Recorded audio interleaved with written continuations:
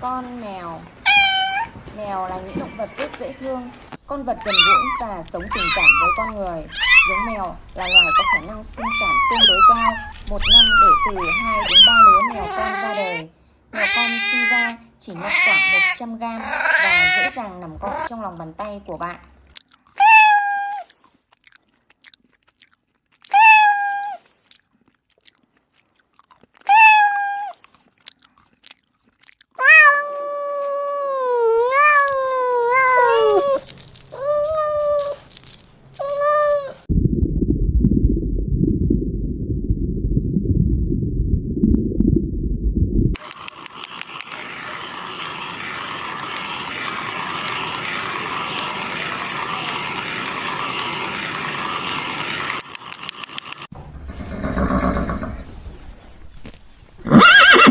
Con ngựa.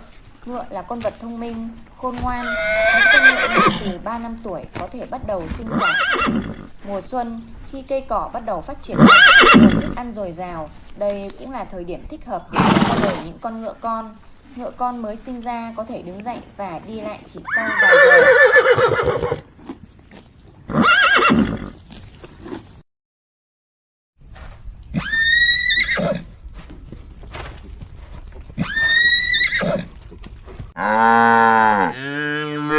Con bò. Bò là loài động vật ăn cỏ, động vật nhai lại, loài gia súc được con người nuôi nhiều và trải rộng khắp cả thế giới.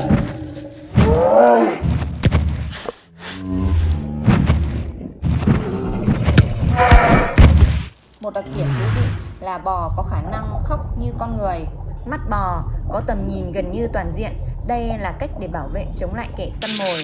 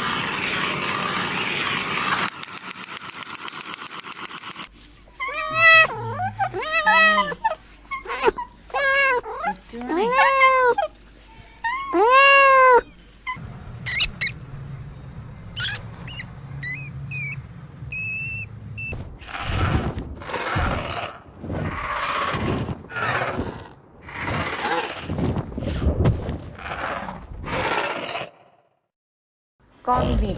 Vịt là một trong những loài chim nước kích thước nhỏ. Vịt có thể bơi, đi lại trên mặt đất, bay hay thậm chí là lặn dưới nước để tìm kiếm thức ăn.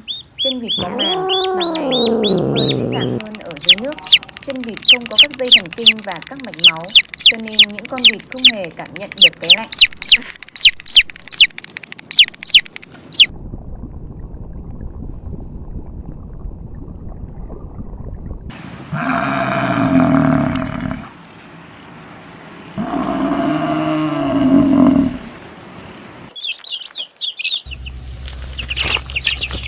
Ui.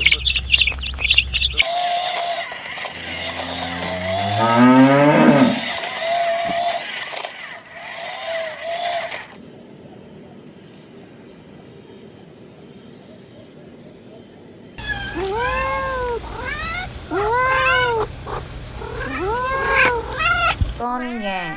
Gà là loài gia cầm cung cấp thịt phổ biến. Ở loài gà có sự khác nhau rõ rệt giữa gà trống và gà mái. Gà trống thường cất tiếng gáy vào buổi sáng hoặc các thời gian cố định trong ngày, có mào to, có bộ lông óng mượt, màu sắc sặc sỡ. Còn gà mái thường cục tác ầm ĩ sau khi đẻ trứng và khi gọi gà con.